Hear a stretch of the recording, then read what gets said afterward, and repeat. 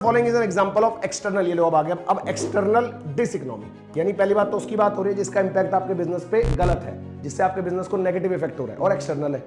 तो external factor जो कि गलत है, अगर प्राइसेस कम हो जाए इनपुट के तो अच्छी बात है, ये तो बढ़िया वाली बात है ना। फैक्टर प्राइसेस के प्राइस बढ़ रहे हैं, फैक्टर्स के, है ना। हाँ जी बच्चों, कैसे हैं सब लोग मेरे बच्चों। आज हम करेंगे एमसीक्यू बूस्टर चैप्टर 3 का यूनिट 2 जानदार शानदार तरीके से बेटा। चलिए स्टार्ट करते हैं।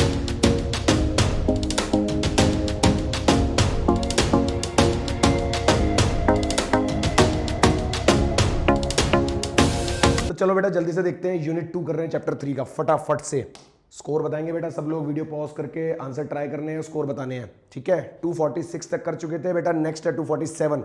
विच of the following is the example of explicit cost, यानी कि जब आप एक्चुअल में बाहर से फैक्टर्स हायर करते हैं और उनके लिए पे करते हैं। तो हम यहां पर अगर बात करें तो किसकी बात हो रही है, सैलरी फॉरगॉन नहीं है, इंटरेस्ट ऑफ ओनर्स कैपिटल तो इम्प्लिसिट है, तो यानी कि बात हो रही है वेजेस पे टू द वर्कर्स, बाहर से फैक्टर हायर किया ना। चलो फिर आता है इकोनॉमिक कॉस्ट। बेटा इकोनॉमिक कॉस्ट के अंदर हम दोनों चीजें लेते हैं, एक्सप्लिसिट और इम्प्लिसिट। अगर आप सिर्फ एक्सप्लिसिट की बात करते हैं तो वो अकाउंटिंग कॉस्ट है, राइट। तो इकोनॉमिक कॉस्ट मतलब बोथ एक्सप्लिसिट एंड इम्प्लिसिट, बढ़िया। चलो नाउ अपॉर्चुनिटी कॉस्ट, ये तो बचपन से पढ़ते आ रहे हैं, the cost of the next best alternative foregone. जब भी आपके पास डिफरेंट ऑल्टरनेटिव्स अवेलेबल होते हैं तो आप एक ऑल्टरनेटिव सेलेक्ट करते हैं, राइट। उसके बाद जो अगला बेस्ट ऑल्टरनेटिव होता है जिसको आप छोड़ देते हैं उसी को बोलते हैं अपॉर्चुनिटी कॉस्ट, राइट। तो cost of the next best alternative foregone, बढ़िया। चलो now which of the following is a sunk cost. Sunk cost कौन सी होती है, जिसको लगाकर हम भूल जाते हैं, जिसको हम याद नहीं रखते, जो डूब जाती है, लग जाती है, खत्म हो जाती है, राइट। जिसको हम आगे डिसीजंस में जो हमारे काम नहीं आते, फ्यूचर डिसीजंस में जिन कॉस्ट को हम कंसिडर नहीं करते। तो इसमें से बेटा सबसे बेस्ट एग्जांपल हमारे पास है एडवर्टीजमेंट एक्सपेंडिचर्स का। कोई आप रिसर्च एंड डेवलपमेंट करते हो, जो आप इनिशियली करते हो बिजनेस को इनिशिएट करने के लिए, बाद में आप उनको भूल जाते हो, मतलब बाद में वो आपके डिसीजन मेकिंग का पार्ट नहीं होती, राइट। चलो in the short run, short run की बात करें तो फिक्स कॉस्ट क्या होती है, हमने बात करी है लॉन्ग रन में कॉस्ट वेरिएबल करती है ना, फैक्टर्स वेरिएबल होते हैं। तो शॉर्ट रन में हमारी जो फिक्स कॉस्ट है बेटा, that remains constant regardless of the output. कुछ भी आउटपुट बना रहे हो आपकी फिक्स कॉस्ट तो कांस्टेंट ही रहेगी, ठीक है। चलो next is when output increases average variable cost initially क्या होगा, इनिशियल स्टेज। अगर ये इनिशियली वर्ड ना होता तो हम कुछ और सोच सकते थे, पर इनिशियली तो बेटा average variable cost curve U shaped होता है, तो इनिशियली तो गिर ही रहा है, तो यानी कि हमारा आंसर क्या होगा, डिक्रीज। तो initially average variable cost decrease करता है, ठीक है जी।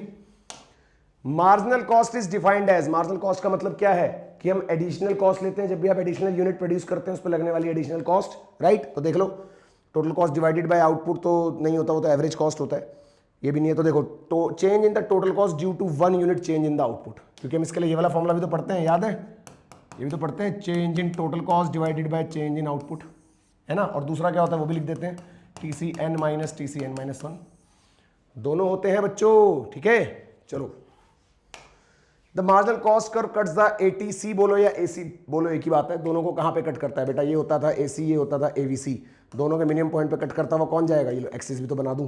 तो बेटा ये तीनों पे कट, दोनों पे कट करता हुआ, ये AC है ये AVC है, दोनों के मिनिमम पे कट करता हुआ जाता है। कहां पे कट करता है बेटे, मिनिमम पे, ठीक है। चलो long run average cost curve को हम और किस नाम से जानते हैं, लॉन्ग रन कर्व को हम प्लानिंग कर्व भी बोलते हैं, एक और नाम है एनवेलप कर्व भी बोलते हैं, याद रखना अगर आएगा तो, ठीक है। Internal economies of the scale, बेटा देखो जब भी इकोनॉमीज वर्ड आएगा यानी कि वो चीजें, वो फैक्टर जो आपके बिजनेस के लिए अच्छी है, जो आपके बिजनेस में ग्रोथ दे रही है, आपको पॉजिटिव चीजें दे रही है। और इंटरनल मतलब बिजनेस के अंदर, एक्सटर्नल मतलब बिजनेस के बाहर जो आपके कंट्रोल में नहीं है, ठीक है। इकोनॉमीज मतलब जो बेटर है, और डिस इकोनॉमीज मतलब जिसका इफेक्ट आपके बिजनेस पे नेगेटिव है, चाहे वो इंटरनल हो या एक्सटर्नल हो। तो यहां पे बात हो रही है इंटरनल इकोनॉमी की। तो आपका इंटरनल इकोनॉमी क्या होगा, तो हमारा expansion of the industry, industry expand कर रही है, ठीक है जी, या फिर एक्सपेंशन ऑफ अ फर्म मान सकते हैं, राइट। अगर हम करेक्ट बात करें क्योंकि फर्म भी मेंशन्ड है तो बेटा फर्म को मानेंगे, पता है क्यों, क्योंकि इंडस्ट्री एक तरीके से एक्सटर्नल हो गया, तो फर्म का expansion will be internal economies, ठीक है ना। चलो विच of the following is an example of external, ये लो अब आ गया। अब एक्सटर्नल डिस इकोनॉमी, यानी पहली बात तो उसकी बात हो रही है जिसका इंपैक्ट आपके बिजनेस पे गलत है, जिससे आपके बिजनेस को नेगेटिव इफेक्ट हो रहा है, और एक्सटर्नल है। तो एक्सटर्नल फैक्टर जो कि गलत है, अगर प्राइसेस कम हो जाए इनपुट के तो अच्छी बात है, ये तो बढ़िया वाली बात है ना। फैक्टर प्राइसेस के प्राइस बढ़ रहे हैं, फैक्टर्स के, है ना, ड्यू टू इंडस्ट्री एक्सपेंशन, अच्छा ये हमारे लिए गलत है। स्पेशलाइज होना अच्छा है, बेटर, तो बेटा नेगेटिव तो यही है खाली। फैक्टर्स महंगे होंगे तो आपकी प्रोडक्टिविटी पे इंपैक्ट आएगा, आपकी कैपेसिटी कम होगी प्रोडक्शन करने की, राइट। इसलिए नाउ LAC कर्व क्या होता है, बहुत सारे short term average cost curve को दिखा दूं जल्दी से बेटा, ये सारे short term average cost curve को टेंजेंट करता हुआ जाता है एलएसी कर्व, सबको टेंजेंट होता हुआ जाता है एलएसी, है ना, वाह भाई वाह, एक ही बार में बन गया बिल्कुल सही।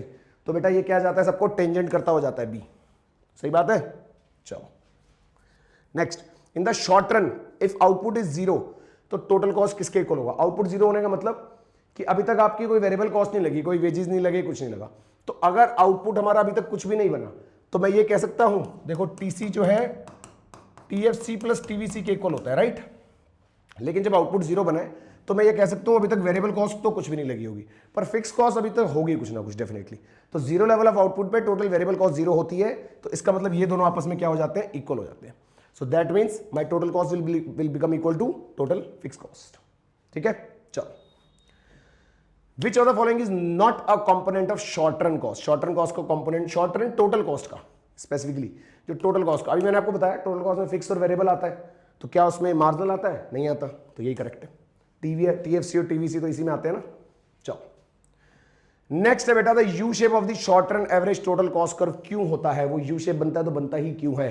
तो बेटा लॉ ऑफ वेरिएबल प्रोपोर्शन क्या था, शॉर्ट रन फंक्शन है, वो कर्व भी शॉर्ट रन है, और उसके अंदर हम क्या पढ़ते हैं कि हम एक फैक्टर को फिक्स रखे हुए और वेरिएबल को एक एक करके बढ़ाते जा रहे हैं। अब वेरिएबल को अगर बढ़ाते जाओगे तो इनिशियली क्या होता है, इनिशियली तो प्रोडक्शन बहुत अच्छी चल रही होती है, फिर डिमिनिशिंग रेट आता है। तो जब इनिशियली प्रोडक्शन अच्छी चल रही होती है तो हमारी पर यूनिट पे लगने वाली कॉस्ट इनिशियली कम लग रही होती है, फिर जैसे ही आपकी प्रोडक्टिविटी का डाउनफॉल शुरू होता है तो पर यूनिट पे लगने वाली कॉस्ट बढ़नी शुरू हो जाती है। तो कोई भी कॉस्ट जब इनिशियली कम लगेगी और बाद में ज्यादा लगेगी तो वो कर्व यू शेप ही बनेगा। भाई पहले कोई कॉस्ट कम हो रही है फिर बढ़ रही है, यू शेप का मतलब यही है, राइट। तो because of law of variable proportion, बेटा याद रहेगा।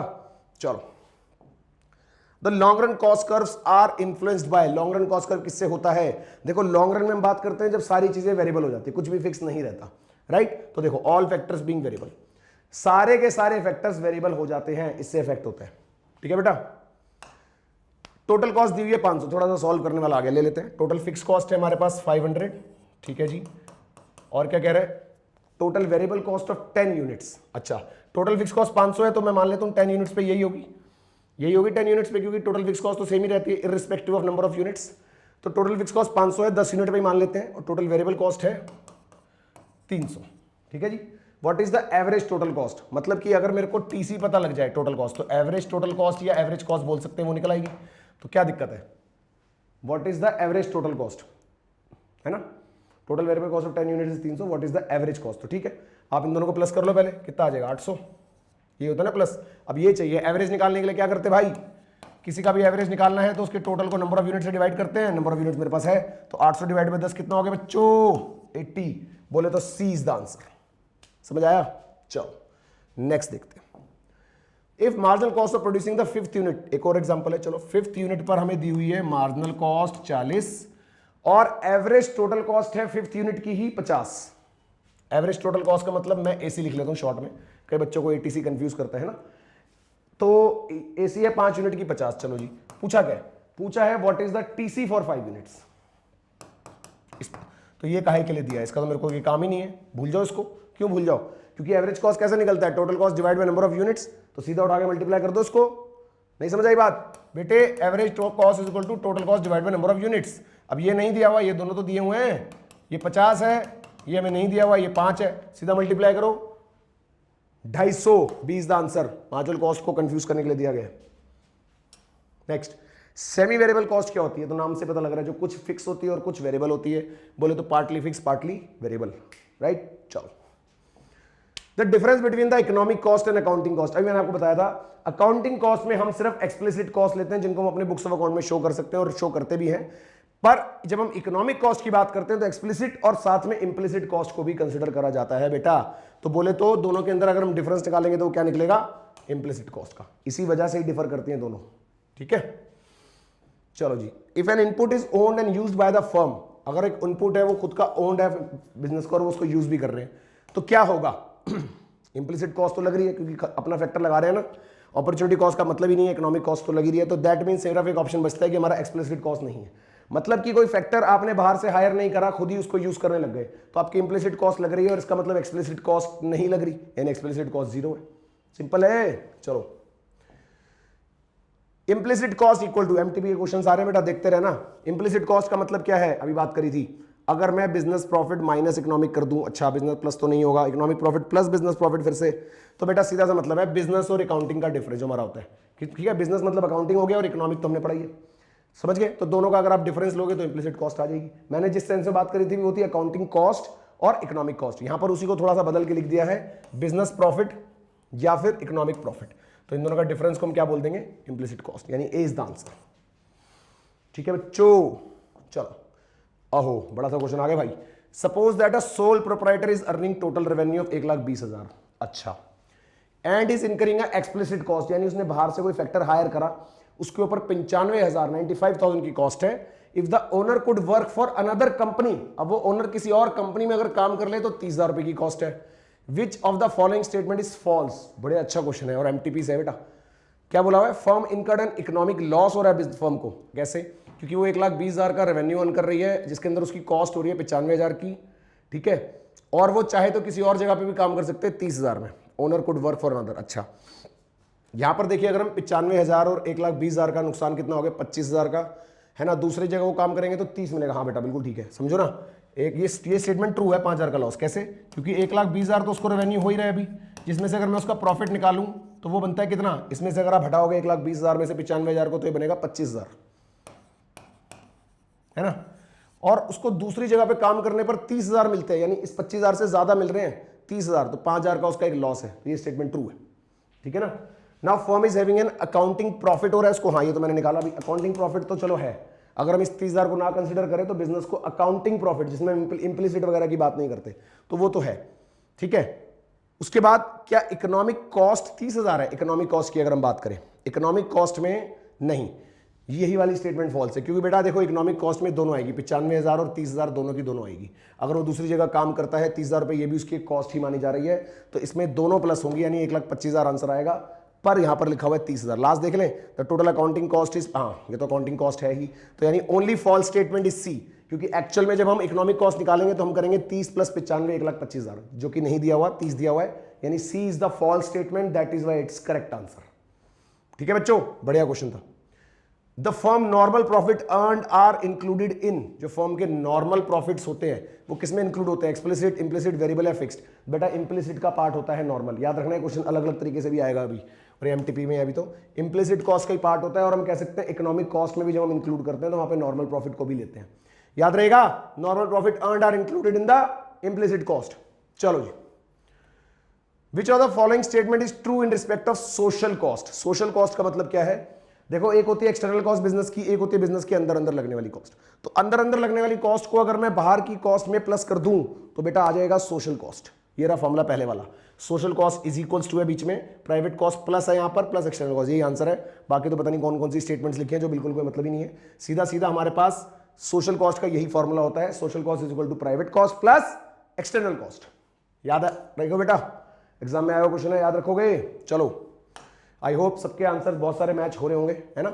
The shape of the cost curve depend on, cost curve की शेप किस पे डिपेंड करती है, बहुत सिंपल क्वेश्चन है। कॉस्ट की बात हो रही है तो कॉस्ट फंक्शन पे तो डिपेंड करेगी। कॉस्ट फंक्शन बोले तो कि कौन कौन सी कॉस्ट अफेक्ट कर रही है, आप कौन कौन सी चीजें जो आपके कॉस्ट को अफेक्ट कर रही है। कोई भी फंक्शन लिखने का मतलब क्या है, फंक्शनल रिलेशनशिप, बार बार बताता हूं, फंक्शन लिखने का मतलब क्या है, कोई भी functional relationship between the dependent and independent variable.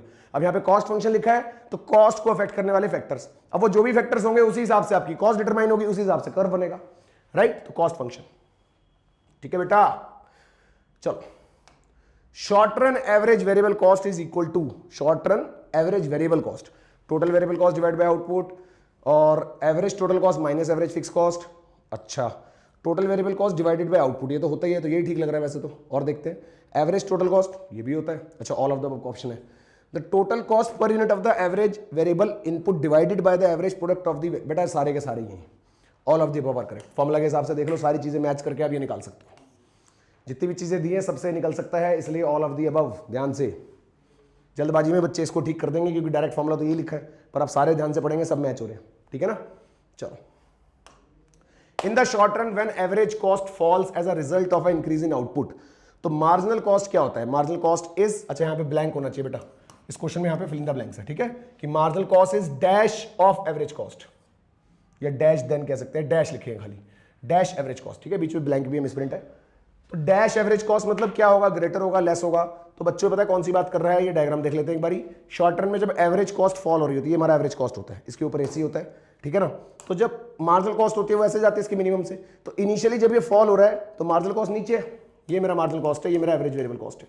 Initially जब एवरेज वेरिएबल कॉस्ट फॉल हो रही है तो मेरा मार्जिनल कॉस्ट नीचे है, ठीक है ना। तो इसलिए हम बोलेंगे लेस देन, ये ब्लैंक में क्या आएगा, less than. Marginal cost is less than average cost. Simple है भाई। चलो, in the long run average cost curve, अच्छा भी नाम बताया था मैंने आपको, लॉन्ग रन कॉस्ट कर्व को प्लानिंग कर्व भी बोलते हैं, और एक और नाम क्या आ गया, एनवेलप कर्व। बेटा ये नाम है long run average cost curve के। एनवेलप जैसा दिखता है ना वो बड़ा सा ऐसे, जनवरी में आया था क्वेश्चन। इकोनॉमीज ऑफ स्कोप, ये नया टॉपिक है, refers to the decrease in the average total cost that occurs when a firm, तब फर्म क्या करती है, प्रोड्यूस, हाँ देखो इकोनॉमीज ऑफ स्कोप क्या है, refers to the decrease in the average total cost that can occur, average total cost में decrease कब होता है, जब प्रोड्यूस करती है firm more than one output. सीधा सा आंसर है इसका, when the firm is producing more than one output. ठीक है भाई, चलो एमटीपी का ये जून 2024 का, the normal returns on money capital invested by the entrepreneur himself in his own business. Simple सा, इसी इन्हीं बातों से पता लग रहा है कि अपने ही किसी रिसोर्सेज पे आप वो कर रहे हो, right. Himself in his own business is an example of, किसकी बात कर रहे हैं, एक्सप्लिसिट, एक्सटर्नल, प्राइवेट, ये सारी बातें बेटा इम्प्लिसिट की। जब सेल्फ ओन रिसोर्सेज के बारे में कहीं पर भी नाम आ जाए तो इम्प्लिसिट कॉस्ट की बात है, ठीक है ना। Money capital invested by the entrepreneur himself in his own business, right. चलो भाई आगे देखते हैं इसी बात पे। अब नेक्स्ट क्या है, what will be the total amount of sunk cost. आ गया संक कॉस्ट, बताया था मैंने क्या क्या होता है भाई। संक कॉस्ट मतलब जिसको लगा के हम भूल जाते हैं, याद नहीं रखते, फ्यूचर डिसीजन में जो कॉस्ट हमारे काम नहीं आती। तो बेटा इसके अंदर हम कौन कौन सी बात कर रहे हैं, what will be the total amount of sunk cost. देखो क्या क्या दिया हुआ, fuel, research development, rent, wages, advertisement. तो मेरे बच्चों किसकी बात कर रहे हैं पता है, देखो एक तो है रिसर्च एंड डेवलपमेंट और एक हमारे पास है एडवर्टीजमेंट। जो यहाँ पर वो कॉस्ट है जिसको हमारे डिसीजन मेकिंग में जो बिल्कुल भी काम नहीं आएगी, जिसको हम बिल्कुल भी कंसिडर नहीं करेंगे अपने डिसीजन में। तो 150 plus 5 is 155, 20 the answer. Correct, यहाँ पे कुछ गलत प्रिंटिंग था तो मैंने ठीक कर दिया था, 155 इज द आंसर बेटा। याद रखोगे संक कॉस्ट को। चलो, which of the following expenses is included in the cost of the production and termed as accounting cost। आ गया accounting cost, wages paid to the workers, यही है वैसे तो। expenses incurred on research नहीं है, incurred on it ना। तो भाई बाहर से जो हम फैक्टर्स हायर करते हैं और पे करते हैं उसी को ही तो बोलते हैं एक्सप्लिसिट कॉस्ट, और वही हमारा अकाउंटिंग कॉस्ट होता है। तो बोले तो wages paid to the workers, ठीक है। इसको वाइट ही कर लेते हैं, वाइट ही अच्छा था, सितंबर में आया हुआ क्वेश्चन है। Next, the money cost of production incurred by the firm such as wages, lightning, lease payment etcetera, ये सब खर्चे हो रहे हैं। तो ये है क्या, डैश आर किस तरह की है, इम्प्लिसिट, अपॉर्चुनिटी। देखो कोई भी खर्चे जो कैश की फॉर्म में होते हैं, लिखा हुआ है ना मनी कॉस्ट, जो मनी की फॉर्म में प्रॉपर आप रिकॉग्नाइज कर सकते हो जिनको, by the form such as wages, lightning, lease, ये सारे बेटा हमारे आउटले एक्सपेंसेस हैं। आउटले कॉस्ट है ये वो कॉस्ट नहीं है कि आपने अपने फैक्टर्स इनपुट अपने खुद के प्रोवाइड करे हैं, ऐसा भी कुछ नहीं पता लग रहा। अपॉर्चुनिटी कॉस्ट का तो मतलब ही नहीं है, इकोनॉमिक में एक्सप्लिसिट इम्प्लिसिट दोनों आती है। तो ये वो खर्चे हैं जो कैश की फॉर्म में लिखा है ना मनी कॉस्ट है, तो इस वजह से क्या है हमारे आउटले कॉस्ट।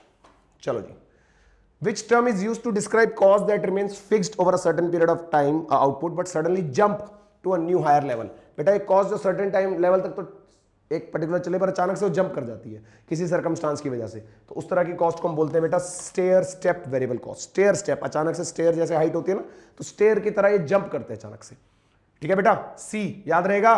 चलो, Which of the following curve cannot be U shaped। कोई भी कर्व U shape होने का मतलब होता है कि इनिशियली कॉस्ट का गिरना फिर कॉस्ट का उठना, इसी को बोलते हैं U shape। क्या बोला मैंने, किसी भी कॉस्ट का U shape होने का मतलब है कि इनिशियली वो कॉस्ट गिरेगी और फिर वो कॉस्ट बढ़ेगी, यानी गिरना और उठना दोनों होना चाहिए कॉस्ट में। तो ये भी गिरती है और उठती है, ये भी गिरती है और उठती है। फिक्स कॉस्ट को ध्यान दो, अगर आप एवरेज फिक्स कॉस्ट को याद करो तो गिरती तो है लेकिन फिर कॉन्स्टेंट हो जाती है, उठती नहीं है, तो उठेगी नहीं तो यू शेप कहां से होगी। तो इसलिए average fix cost can not be U shaped. Marginal cost भी यू शेप होता है, कोई बच्चे इसको जे शेप बोलते हैं, पर वैसे तो ओवरऑल देखेंगे तो गिर रहा है और उठ रहा है ना, इसलिए। चलो जी, at higher level of output average cost curve and average variable cost curve come closer. दोनों पास पास आ जाते हैं। कौन कौन से, एवरेज कॉस्ट और एवरेज वेरिएबल कॉस्ट नजदीकियां बढ़ जाती है इनकी। क्यों बढ़ जाती है, कर्व याद है, कर्व कैसा होता है बेटा, ऐसा होता है कर्व। ये एवरेज कॉस्ट है, ये एवरेज वेरिएबल कॉस्ट है, पास पहुंच जाएगा इसके लेकिन टच नहीं करेगा। क्यों नहीं करेगा, सबसे पहली बात, एवरेज कॉस्ट का मतलब है average variable cost plus average fix cost, ये दोनों इक्वल होने का मतलब है इसका जीरो होना, पर एवरेज फिक्स कॉस्ट कभी भी जीरो नहीं होती। और ये पास इसलिए जा रहा होता है क्योंकि एवरेज फिक्स कॉस्ट धीरे धीरे कम हो रही होती है। अभी ग्राफ दिखाया था, फिर से देख लो। एवरेज फिक्स कॉस्ट का बिहेवियर क्या है कि पहले तो गिरेगी, गिरती जाएगी, कांस्टेंट होती जाएगी, तो गिरती जा रही है ना, यानी दोनों का डिफरेंस कम होता जा रहा है, तो इसलिए इसके पास आता जा रहा है। पर यूनिट पे लगने वाली फिक्स कॉस्ट कम होती रहती है over a period of time. तो देखो जी, एवरेज फिक्स कॉस्ट नहीं, कांस्टेंट तो नहीं होती। ये लो जी, average fix cost accounts for relatively smaller percentage of average total cost, इस वजह से। ठीक है जी, हाँ, वेरिएबल कॉस्ट, फिक्स कॉस्ट की बात हो रही है, तो C is the correct option बेटा। चलो जी, a firm produces 5 unit, question आ गया, of output average fix cost. चलो लिखते हैं इसको। कह रहा है एक फर्म 5 यूनिट प्रोड्यूस करती है। ठीक है जी, ये यूनिट्स लिख दिए हमने। सॉल्व करने वाले क्वेश्चन को थोड़ा सा आराम से, है ना। At average fix cost AFC दे दिया, बैठ चल पीछे। AFC एवरेज फिक्स कॉस्ट है 4। ठीक है, फॉर प्रोडक्शन ऑफ 10 यूनिट्स। अच्छा, ये तो 5 का डेटा था। ऐसे करते करते जब हमने 10 यूनिट बनाए तो average cost, only average cost लिखा है, एवरेज वेरिएबल नहीं है। एवरेज कॉस्ट दे रखी है मैं 10 यूनिट की, लाके यहां पर 7। अच्छा जी, average variable cost for producing 10 unit हमें बतानी है। ओले, ये क्वेश्चन है, हमें एवरेज वेरिएबल कॉस्ट ये वाली बतानी है। क्या पहले तो एक बात बताओ, अगर मैं एवरेज फिक्स कॉस्ट से टोटल फिक्स कॉस्ट निकाल लूं तो वो तो थ्रू आउट सेम ही रहेगी, क्योंकि टोटल फिक्स कॉस्ट तो फिक्स रहती है irrespective of the number of units. तो अगर मैं इसको मल्टीप्लाई करूं तो ये बनेगा मेरे पास 20। थोड़ा इसकी जगह बना दें, यहाँ पर यूनिट्स यहाँ पर लिख देते हैं, ये 5 और ऐसे ऐसे करते करते यहाँ पर 10। तो अगर मैं यहाँ पर कॉलम बनाऊं एक TFC का, तो मुझे पता लग गया TFC 20 है, 4 5 से 20, और ये 20 ही रहेगी, यानी 10वें यूनिट पे आके भी ये 20 ही होगी। ठीक है ना। अब मेरे को यहाँ तक पहुँचना है, सिंपल। अब आप पहले क्या कर दो, इसको 20 को 10 से डिवाइड कर दो, ये आ गया 2। अब बेटा एवरेज कॉस्ट का फॉर्मूला याद करो, average variable cost plus average fix cost. Average fix cost पता लग गई, एवरेज कॉस्ट दी हुई है, निकाल दो, डिफरेंस ही तो करना है। बोले तो 7 में से 2 गए 5, यानी B इज द ऑप्शन। याद रहेगा। चलो, आया था, देख लो एग्जाम में क्वेश्चन ये वाला। मनी नॉट पेड, पेड नहीं किया गया, not paid out to the owner of the firm but for self owned factors employed. भाई नाम आ गया, क्या मेरे को क्वेश्चन आगे पढ़ने की जरूरत है? जैसे ही सेल्फ ओन्ड फैक्टर का नाम आ जाए, इम्प्लिसिट कॉस्ट, फिर भी पढ़ लेते हैं। Business and therefore not entered in the books of account. Explicit को तो एंटर करते हैं, इम्प्लिसिट को थोड़ा ना एंटर करते हैं, इसलिए इम्प्लिसिट। ठीक है बच्चों, याद रहेगा। चलो, the fix cost of the firm is 300। फिर से क्वेश्चन आ गया। चलो, फिक्स कॉस्ट हमें दे रखी है, अब मेंशन नहीं है कि टोटल है कि क्या है, तो हम टोटल ही मानते हैं। टोटल फिक्स कॉस्ट हम मान लेते हैं, हमारे पास है 300। एवरेज टोटल कॉस्ट बोले तो AC, मैं खाली AC लिख देता हूं, कोई फर्क नहीं पड़ता, इज 3। अच्छा, ओहो इतना फर्क है। And average variable cost is 2.5। अच्छा जी, 2.5 है ये। What's the firm output, number of units बताने हैं। तो बेटा एक बात बताओ, क्या मैं इन दोनों को यूज करके एवरेज फिक्स कॉस्ट निकाल सकता हूं? है ना। एवरेज फिक्स कॉस्ट कितनी होगी? 0.5 होगी। ठीक है, अब एवरेज फिक्स कॉस्ट को याद करो कैसे निकलती है, total fix cost divided bye number of unit. इस बार आपके पास ये है, ये है, ये नहीं है, निकाल दो सिंपल करके, यानी कि ये है 0.5 is equals to 300 divided by Q। तो डिवाइड करोगे तो क्या आएगा बेटा? 300 डिवाइडेड बाय 0.5, तो 300 डिवाइड बाय 0.5 होता है 600 यूनिट्स। अच्छा क्वेश्चन था, है ना, एग्जाम में आया हुआ क्वेश्चन है। टोटल इकोनॉमिक कॉस्ट किसके इक्वल होती है? Explicit plus implicit plus dash. देखो अभी हमने बात करी थी इकोनॉमिक में, एक्सप्लिसिट इम्प्लिसिट प्लस एक और चीज आती है जो इम्प्लिसिट के साथ इंक्लूड कर लेते हैं, वो क्या होता है? Normal profit. बेटा क्या होता है? नॉर्मल प्रॉफिट होता है। बढ़िया तरीके से क्वेश्चंस करें या सारे की नहीं करें, सच सच बताना बेटा। ठीक है, तो इसी बात पे हमारा बढ़िया तरीके से चैप्टर 3 के बेटा दोनों यूनिट खत्म कर दिए मेरे बच्चों। ध्यान से सारे क्वेश्चंस करते चलो, एग्जाम सारे हैं पास, मैक्सिमम क्वेश्चंस कवरेज चल रहा है यहाँ पर। सारी वीडियोस को एक एक क्वेश्चन को वीडियो पॉज करके खुद से सॉल्व करते जाओ। ठीक है, चलो बेटा मिलते हैं नेक्स्ट वीडियो में। तब तक मेरे बच्चों keep learning, keep growing, keep shining and keep studying मेरे बच्चों। All the best, bye bye.